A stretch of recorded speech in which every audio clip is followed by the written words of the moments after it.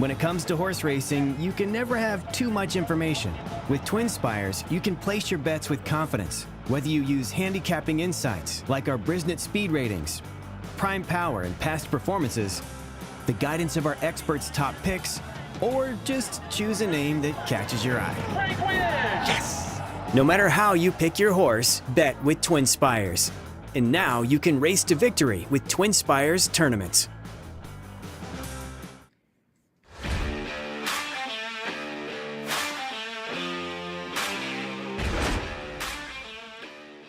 We're back with the TwinSpires jury. I'm Ashley Anderson here with James Scully and Darin Zoccali to talk our best bets and fades of the week at Turfway Park and Fairgrounds. And we'll also look at some racing at other parts of the country as well later in the show. And we'll just kick it off with our best bet because I know, James, you've got a Christmas party to attend to. So I'll start with you. What is your best bet of the week? My best bet is going to be number 6, Dresden Row in Saturday's Prairie Bayou Stakes. Turfway Park's hosting the Synthetic Championship featuring 4 stakes. All 4 of them I thought really came up intriguing, pretty with good depth. But I really like Dresden Row shipping in for Woodbine for this Prairie Bayou at 1.16 miles distance. This is a 3-year-old colt whose only well-beaten effort since he broke his maiden came on turf. He got beat more than 5 lengths in third in a lone turf attempt since breaking his maiden. In every other race, he's either finished first or second, and they've come on the Tapeta track at Turfway Park. He has actually he's recorded 5 wins on synthetics, including a pair of Grade 3 stakes. He exits, I think, a good second in the Grade 2 Autumn. And I just think that this synthetic specialist has really come on in his last 3 starts for Lorne Richards. He defeated Elders in the Grade 3 Durham Cup and recorded a rally in second versus Elders last time. So those are 2 really encouraging performances I thought to build upon. And the other thing I like about Dresden Road is that his numbers are increasing. He registered a 101 Brisnet speed rating last time, and that's the top figure in Saturday's field. And a lot of his rivals in here, they may have past synthetic form, but a lot of his main rivals to me appear to be trying to move turf to synthetic. That won't be an issue for Dresden Road, and I'll look for him to carry his progressing form forward in the Prairie Bayou Stakes on Saturday. Yeah, he's drawn right inside of the morning line favorite Wadsworth, who broke his maiden at Turfway, but has been racing on the turf. And if you go by Brisnet Prime Power, you went with the horse with the highest Prime Power numbers, so definitely bodes well for him there. See, Darin, I don't know if you've looked at this race, so let's just move on to your best bet. Oh, yeah. Well, I mean, I've looked at the whole Turfway card. I do like James's top selection. I also like Hush of a Storm getting back to synthetic, who is a horse that, like James talked about, a lot of horses going turf to synthetic, which includes Hush of a Storm. But he's always been better on synthetic. He's won 4 of 9 lifetime starts at Turfway Park. He's getting back to that. If he gets a good trip, I think he's got some value in the exotics as well. But my best bet comes in the My Charmer Stakes, which is race number 4 on the program. And I like number 5, Everland. And this is kind of a similar tactic where here's a filly that's going back to the synthetic as well. She's been racing on dirt and on turf ever since her win in the Bourbonnette Oaks. And we're going to get a look at that win in just a moment, I believe. She ran deceptively well in the Kentucky Oaks. She tried turf. She was okay. She's kind of gone off form since the Cotillion Stakes. But this was her last year in the Bourbonnette Oaks, where she got herself into the Kentucky Oaks, rallying up the inside and skipping over this synthetic track here at Turfway Park. I think there is plenty of speed to set up her rally. I like her draw right smack dab in the middle of the field. I think horses like Dana's Beauty, breezing along, among others, are going to show early foot and set things up nicely for her. Getting back to what I presume is her favorite surface, as all 3 of her lifetime victories have come over this surface. So Everland getting back to where she likes to be. Definitely like her, and especially at that 6-1 price. Yeah, I think that's really the key. You touched on it, DZ, the pace scenario. There's the potential for her to get enough pace because Everland, definitely her 3 wins at Turfway Park, her last 3 wins, I thought were really sharp performances where, she's going to do all her running in the final furlongs, and she's shown a real affinity for Turfway. And I'll take it to race 7 at Turfway for my best bet, and that's number 12, Patches O'Houlihan at 3-1 in the 6 furlong Holiday Cheer Stakes. Now, the morning line favorite is number 1, Howard Wolowitz at 5-2. I'm giving you the second choice on the morning line, but this horse is in great form right now. 10 for 12 over the last 2 seasons, and on all weather has won 9 times from 11 starts. Now, breaking from the far outside, this is an early speed type. So, outside post isn't ideal, but I do think this horse is fast enough to overcome that outside draw. And this is the reigning Canadian champion sprinter. I feel like looking at those E1, E2 figures, this horse posts triple digit E2 figures pretty consistently. And so I'm looking for potential gate to wire win here, but I'm also going to throw out a horse I almost went with my best bet, but I'm going to give you an exacta box instead. And that's number 8, One Timer at 6-1. You got to respect Larry Rivelli at Turfway right now. He is 5 for 6. He is winning at an incredible rate. And this horse is 3 for 3 on all weather. Has been racing on the turf, hasn't been able to win recently on the turf, but I think switching back to all weather can get the job done here. So a little exacta play for my best bet. That's the 8 and the 12. I like it because I'll tell you, I looked at Howard Wolowitz for my fade. I went with it in a different direction, but one of my favorite angles is playing against horses that run poorly in the Breeders' Cup, back on short rest, and he shipped out to Del Mar and I thought it was completely overmatched in that Breeders' Cup turf sprint. I'm not buying that win in the Grade 1 Franklin Simpson as being like completely legit. I didn't think that was a strong field that day. And, despite being a Grade 1 winner, I really think Howard Wolowitz is vulnerable. And I do think Patches O'Houlihan, that effort last time might toughen him up a little bit. I mean, No Balls ran a really good race to narrowly beat him. But he's definitely got the form in my mind to prove best if he handles that outside post. Yeah, another Larry Rivelli horse and No Balls. So yeah. I mean, despite the fact that he's got the outside draw, I think he's quick enough to make the lead against this field. The horse to his inside is showing speed, but it's route type speed. And there are a couple other horses that want to be forward, but I don't think anybody has the early foot of this one. And like you said, narrowly defeated by No Balls, who came out of that race and was actually shipped to Hong Kong to run in the Hong Kong Cup Sprint, but had a scratch out of that with a fever. Obviously, No Balls will be favored in this spot. And Patches O'Houlihan, if you could dodge a wrench, you could dodge a ball, as Patches used to say. So, I look for him to go wire to wire. There you go. Worked on the reference. I was trying to find a way to force in a quote from Dodgeball. I ran it by a coworker. They said, don't do it. But you got it, Darin. You did a much better job than I was going to do it. Let's move on to our fate of the week. And Darin, tell me about which horse you're not playing at a short price. Yes, keeping it at Turfway early on in the card, the first race. In fact, it's a pretty good race. It's a second level allowance event. I'm against the 3 Ms. Quality Control here. Was coming into this for Brad Cox off of a win by 6 lengths in an off-the-turf event at Horseshoe, Indianapolis. I'm always a little bit skeptical when horses blow out in a race like that, especially when they're 2-5. And look, there's nothing wrong with her form. She always runs pretty well. But she is going to the all-weather for the first time in her career by Quality Road, who's not exactly an all-weather type of a stallion or a standout all-weather stallion. The combination of Machado and Brad Cox is going to take a lot of money in here, and she's going to have a substantial amount of ground to make up while running over a new surface for the first time. So at a short price for me, Ms. Quality Control, you're going to see her running second from this far outside spot. She ran fine here. This was that Ellis Park allowance race where she's going to get on track late here and just run on nicely to pass a rival here in the stretch and get up for second behind favorite Agra. But again, this just comes down to the value, the fact that she's going over synthetic for the first time. She's going to have to pass a lot of horses, and the price just is not going to be there. So Ms. Quality Control is going to be my fade to kick off the Turfway Park card. Yeah, that was a good video to show because that's her typical effort. I mean, last time at Horseshoe Indy, she just finally ran into a field that was so terrible she couldn't help but win.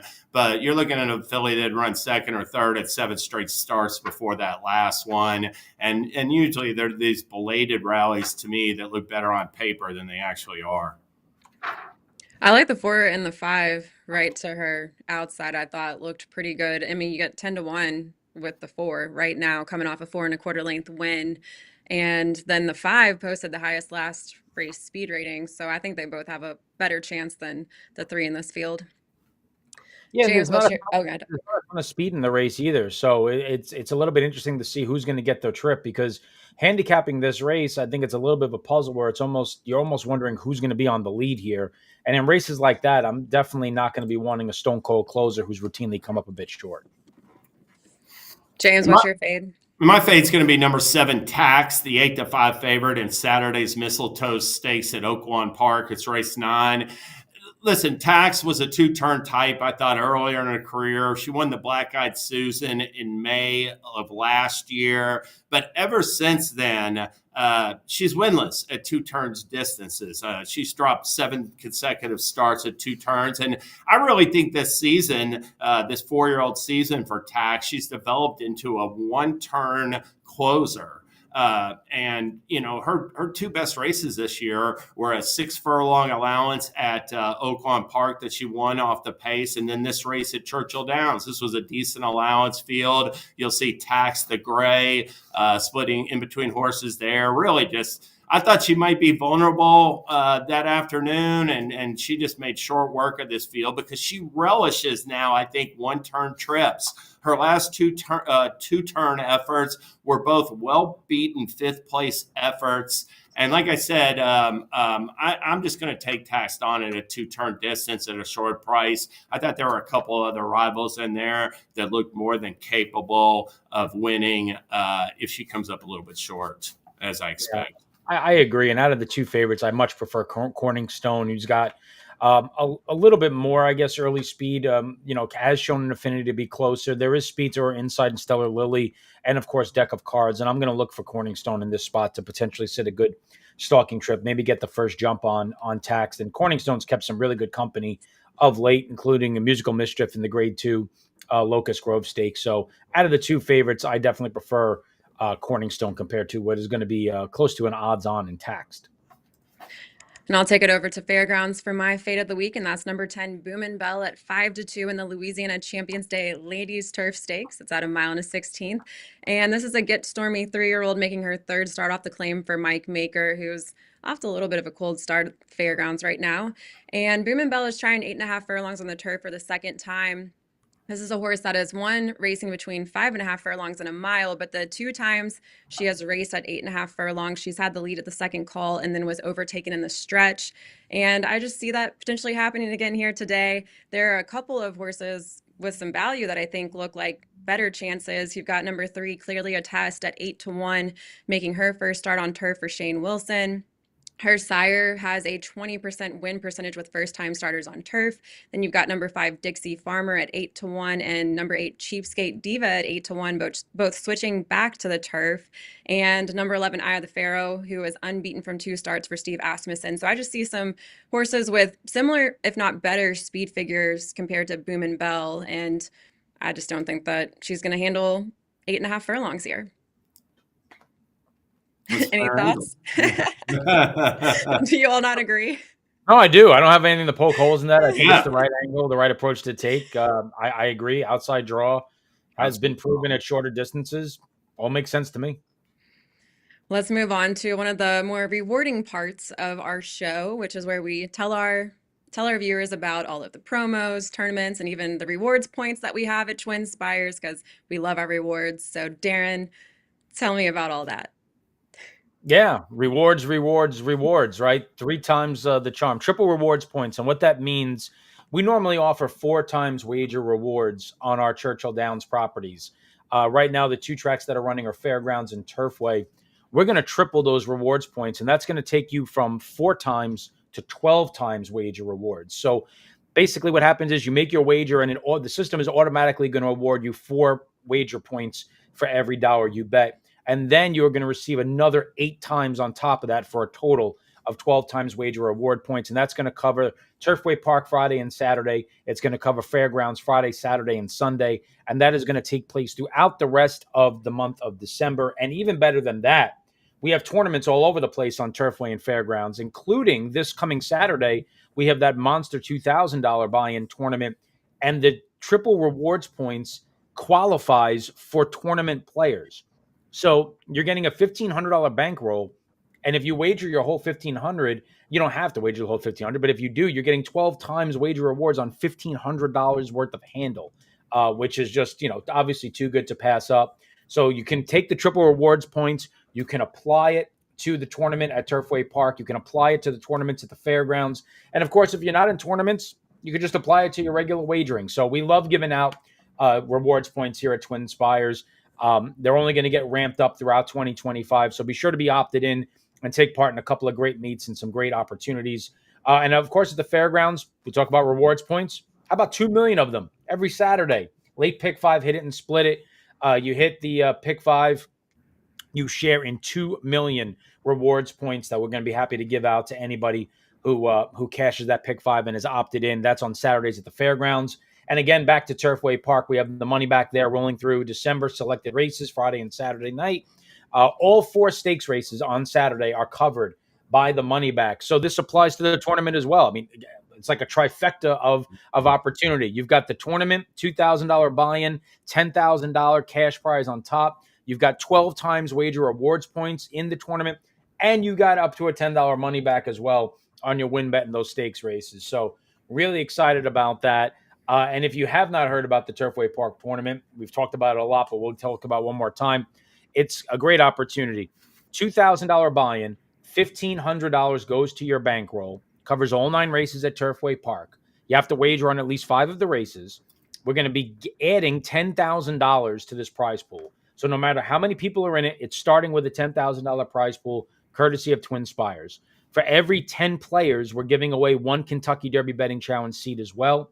On top of that is the cash. So we're guaranteeing a KDBC seat.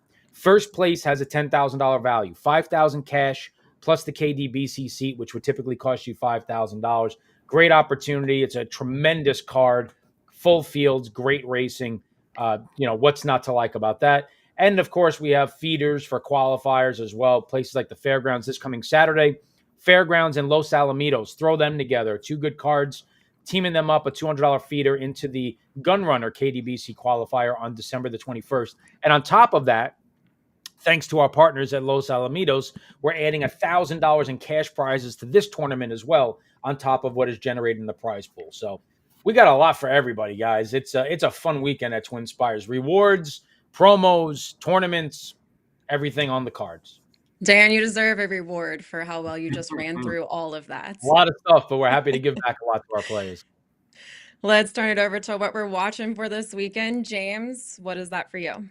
I'll put the focus on fairgrounds. Saturday is the Louisiana Champions Day program. It features 7 stake races for Louisiana bred competitors. And I thought I'd highlight a few of the races. The stakes action will kick off with the Champions Day Classic, and that features number 5, Touch Upon a Star, who is going for his 3rd consecutive win in the mile and 1/8 event. This is a 5-year-old gelding. Is a 9-time stakes winner. He's earned more than $930,000. And when he won the Louisiana Champions Day Classic last year, Touch Upon a Star beat Tumba Rumba, who came right back to win the Grade 3 House Hope at Gulfstream in his next start, and most recently was 4th in the Breeders' Cup Dirt Mile. So it's going to be fun to see him go for 3 straight. I will say he returned from a freshening last time out at Delta Downs and ran 3rd at odds on in the Delta Mile, so he's going to have to rebound from that last performance. But it's a short field, and Touch Upon a Star will be an odds-on favorite, and no surprise if he makes it 3 in a row. In the Lassie Stakes, undefeated 2-year-old filly Secret Faith will seek her 4th consecutive stakes triumph. She's listed at 7-5 on the morning line. In the juvenile, we've got Hey Jude and Voila Magic, who are the 1-2 finishers in the prep for this, the Joseph Petruso Memorial last month. They're back to renew their rivalry. Seem like they're pretty intriguing 2-year-olds to watch for Tom Amos and Steve Asmussen. And then I'll wrap up with Free Like a Girl, who headlines the ladies sprint. She's a Grade 1 runner-up, and she comes in off of 3 consecutive stakes wins. So those are some of your leading performers for the Louisiana Champions Day program at Fairgrounds on Saturday. A lot of star guitars. which is Yeah. not surprising at Touch upon Fairgrounds, the but a lot stars of is star hard to guitars that are talk. going to be Yeah. running this weekend. Yeah. Darin, what about you? Yeah, and all those stakes races, if you opted in, 12 times wager reward points, in case you weren't listening enough before, but I'm sure you were. I'm going to stick in my own backyard at Aqueduct. They have the New York Stallion Series, $500,000 each for the Colts and for the 2-year-old fillies. On the Colts side, Sacrosanct, who's unbeaten in 3 starts, is a really intriguing New York bred. He's a son of Into Mischief, a son of Honest Mischief, who cost $260,000 as a 2-year-old in training. He's obviously returned those dividends in his first 3 starts. He won the Bertram Bongard by 12 lengths going away. He won the Sleepy Hollow Stakes. He's been favored in all 3 starts. He hooks up once again with Bold Fortune, who he defeated in his debut. And then Bold Fortune came back to flatter Sacrosanct because he would win his next 2 starts by a combined 18 lengths. So it's going to be an intriguing matchup to see the 2 of them hook up again. You have to figure that the road to the winner's circle goes through Sacrosanct, and maybe Bold Fortune does have a shot. And then right behind her is the fillies version of the New York Stallion Series. And a lot of these fillies can breathe a sigh of relief because Linda Rice's Whip the Angels is not in here because she is by Omaha Beach, who is not a New York sire. And you need to be by a New York sire, even though she's a New York bred.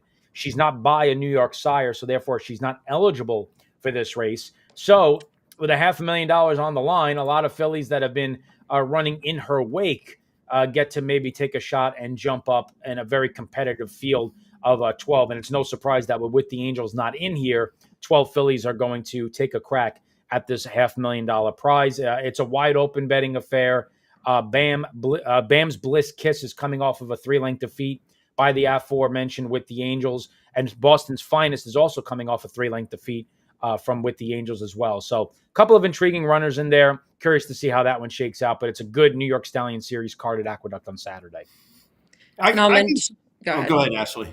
No, I was going to take it over to my segment. Oh, So I just want to say real quick about Sacrosanct. $500,000 is plenty of reasons to cut him back to 7 furlongs because his last 2 races that Darin talked about were 7 furlongs and a mile. But I do think it'll be interesting to see if Brad Cox, if he runs big on Saturday, cutting back to 7 furlongs again, what he does with him next because he's kind of cold. He could throw in a Kentucky Derby prep if he, carries his form forward in this spot.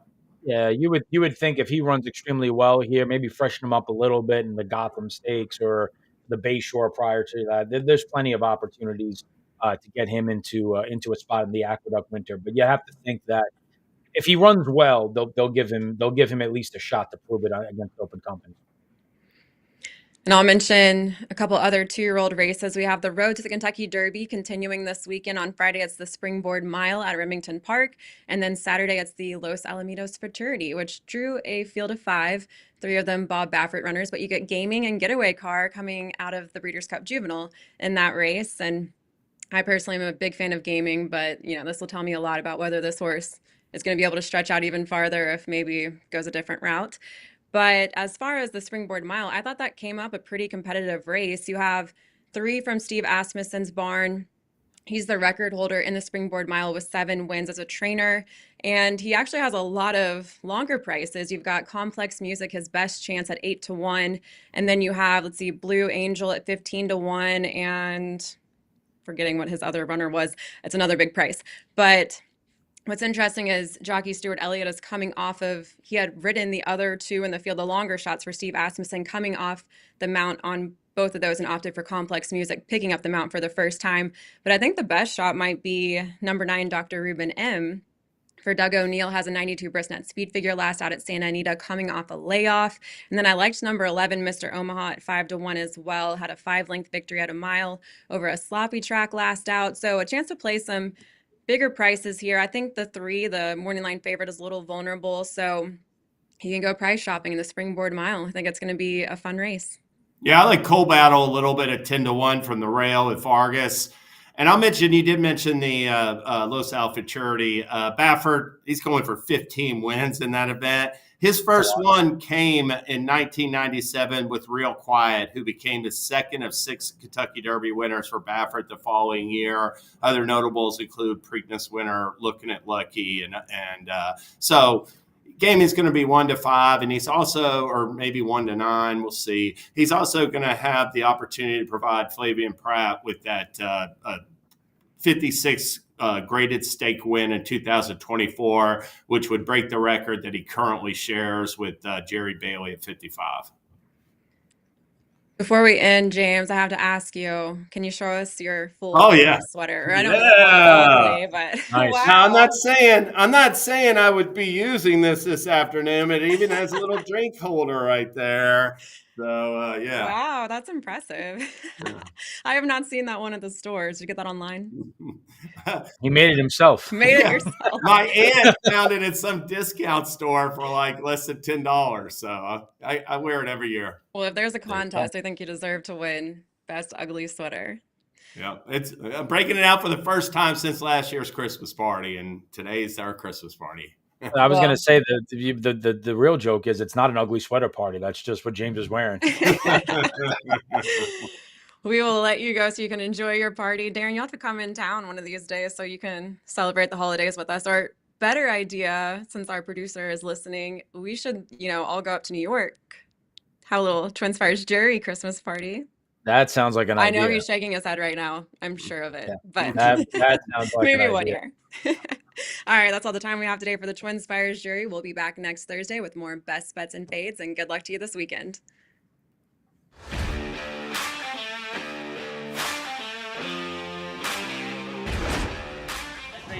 When it comes to horse racing, you can never have too much information. With TwinSpires, you can place your bets with confidence, whether you use handicapping insights like our Brisnet speed ratings, prime power and past performances, the guidance of our experts' top picks, or just choose a name that catches your eye. Yes! No matter how you pick your horse, bet with TwinSpires. And now you can race to victory with TwinSpires tournaments.